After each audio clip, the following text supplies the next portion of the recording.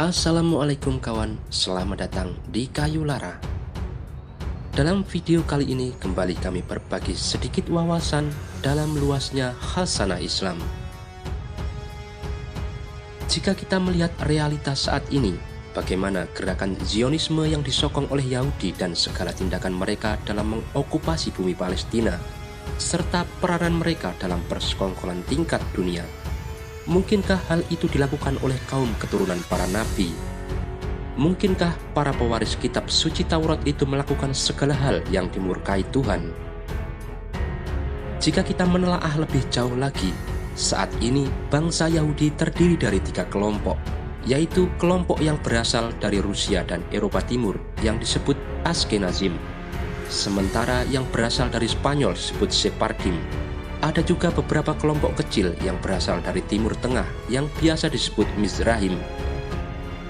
Tapi dari seluruh kelompok Yahudi yang ada di dunia saat ini, lebih dari 80% didominasi oleh Ashkenazim. Dari sini kita bisa melihat pandangan 3 kelompok Yahudi ini. Walaupun sama-sama menisbatkan diri terhadap Yahudi, tetapi mereka memiliki pandangan yang berseberangan terhadap pendirian negara Israel di Palestina. Yahudi Ashkenazi dari Eropa merupakan penyokong utama negara Israel dan gerakan Zionisme. Sedangkan Sephardim dan Mizrahim yang merupakan Yahudi Ortodok masih berpegang pada hukum Taurat. Mereka menganggap pendirian negara Israel bertentangan dengan hukum Tuhan. وهم ليسوا يهودا ولا ينتمون إلى أرض فلسطين التاريخية بتاتا. نحن فلسطينيون يهود ونريد أن نعيش تحت الحكم الفلسطيني الذي سيقام قريبا ويتسلم الحكم على كل مناطق الأرض. In its essence, the concept for Jews to have a state is expressly forbidden. Dari 2 pandangan yang bertolak belakang ini membuat kita bertanya lagi, mungkinkah mereka terdiri dari 2 ras yang berbeda? Tetap tonton video ini hingga akhir agar kita mendapat pemahaman siapa sebenarnya Ashkenazi ini. Apakah benar klaim mereka bahwa Yahudi adalah bangsa pilihan Tuhan, anak cucu keturunan Israel, ataukah hanya sebuah dogma dan isapan jempol belaka? Pada awalnya, sebagian besar dari kita meyakini bahwa semua orang Yahudi adalah umatnya Nabi Musa alaihissalam, anak cucu dari Nabi Yakub alaihissalam. Yakub sendiri memiliki nama lain, yaitu Israel, yang berarti hamba Tuhan. Dari sinilah nama negara Yahudi diambil, karena mereka menisbatkan diri sebagai keturunan Bani Israel. Ia putra Ishak bin Ibrahim dan bersambung kepada Sam bin Nuh. Karena bersambung ke Sam bin Nuh inilah mereka mengklaim juga sebagai bangsa Semit. Dahulu dikisahkan ketika Nabi Yakub membagi tanah Kanaan untuk ke-12 anaknya, yaitu Ruben, Simon, Levi, Judah, Gad, Aser, Neptali, Isakar, Zebulun, Yusuf, dan Benyamin. Tetapi Levi dan Yusuf tidak mendapat pembagian tanah itu karena Levi memegang jabatan pendeta, dan pendeta tidak berhak atas tanah. Sedangkan bagian Yusuf diwariskan pada kedua anaknya, Manaseh dan Efraim. Sehingga dari ke-12 turunan Nabi Yakub inilah yang dikenal sebagai 12 suku Israel dan menjadi nenek moyang bangsa Yahudi.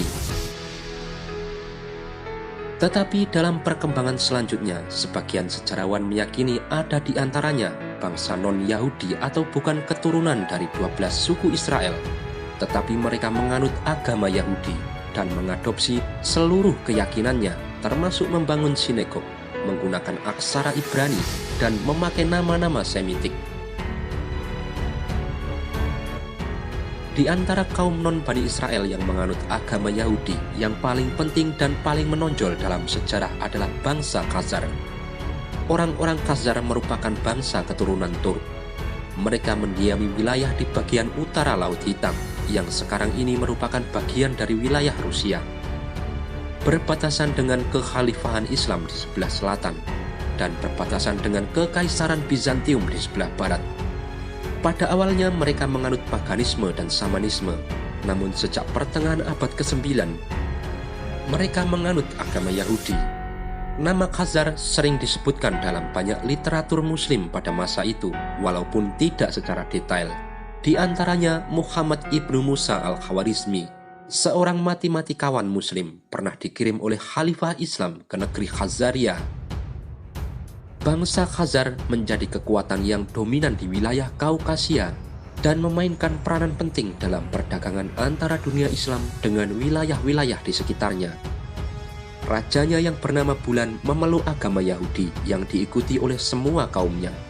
Walaupun sempat memeluk agama Islam karena dikalahkan oleh tentara Bani Umayyah, ternyata keislaman Bulan hanyalah pura-pura belaka, hanya demi untuk menyelamatkan kekuasaannya kala itu. Penguasa-penguasa Khazar berikutnya meneruskan kebijakan ini. Mereka menganut agama Yahudi secara sungguh-sungguh, membangun sinagog di wilayah Khazar, mengundang rabi-rabi Yahudi dari negeri-negeri lain untuk datang dan mengajar di negeri mereka, dan mendorong konversi lebih jauh masyarakatnya ke dalam agama Yahudi. Dengan demikian, walaupun ada sebagian masyarakat Khazar yang menganut Islam dan juga Kristen, sebagian besar bangsa Khazar kemudian menjadi penganut Yahudi. Sejak saat itu, terutama sejak abad ke-10, bangsa Khazar secara umum dikenal sebagai penganut Judaisme. Hingga pada suatu ketika, kerajaan Khazaria dapat dihancurkan oleh Kekaisaran Bizantium dan mendorong bangsa Khazar melakukan migrasi ke beberapa wilayah Eropa Timur, seperti Hungaria dan Polandia. Di samping ada sebagian yang tetap bertahan di tempat asalnya, di bawah pemerintahan bangsa lain. Mereka kemudian terasimilasi ke dalam masyarakat tempat mereka tinggal, terutama dalam komunitas Yahudi setempat. Sekarang ini kita tidak mendengar lagi adanya negeri atau wilayah bernama Khazaria, bangsa yang bernama Khazar, atau bahkan sebutan Yahudi Khazar. Sebagian peneliti dan penulis kontemporer seperti Arthur Koestler dalam bukunya The 13th Trip Khazar Empire and Its Heritage mengemukakan teori bahwa orang-orang Yahudi Eropa, atau yang dikenal sebagai Yahudi Ashkenazi, sebetulnya merupakan keturunan bangsa Khazar, atau setidaknya banyak dipengaruhi oleh ras bangsa Khazar, dan bukan murni keturunan 12 suku Israel. Dengan kata lain, kebanyakan orang-orang Yahudi sekarang ini dikatakan tidak berasal dari 12 suku Israel, melainkan berasal dari suku yang ke-13, yaitu bangsa Khazar. Lalu jika kita melihat realitas saat ini dan sepak terjang Yahudi Ashkenazi di Timur Tengah, terutama wilayah Palestina, apakah Yahudi Ashkenazi yang ada sekarang memiliki ras yang murni ataukah tidak? Menurut hemat kami bukanlah sesuatu yang terlalu penting. Sekiranya mereka memang keturunan Israel atau Nabi Yakub alaihissalam, mereka tetap tidak berhak merampas tanah Palestina dan berlaku zalim terhadap penduduknya. Mereka justru seharusnya malu karena perilaku mereka sama sekali tidak menunjukkan kemuliaan nenek moyang mereka yang banyak melahirkan nabi-nabi dan orang-orang saleh. Dan sekiranya Yahudi Ashkenazi ternyata memang kebanyakannya adalah keturunan dari bangsa Khazar dan bukan dari Bani Israel, seharusnya mereka lebih malu lagi karena dusta yang telah mereka sebarluaskan demi merampas tanah orang lain. Lalu apakah pantas bangsa seperti ini mengklaim diri sebagai bangsa pilihan Tuhan? Tapi sekali lagi, apalah maknanya kalimat-kalimat ini bagi suatu bangsa dan semua pendukungnya yang memang tidak tahu malu dengan segala perbuatannya? Allahu a'lam bishawab.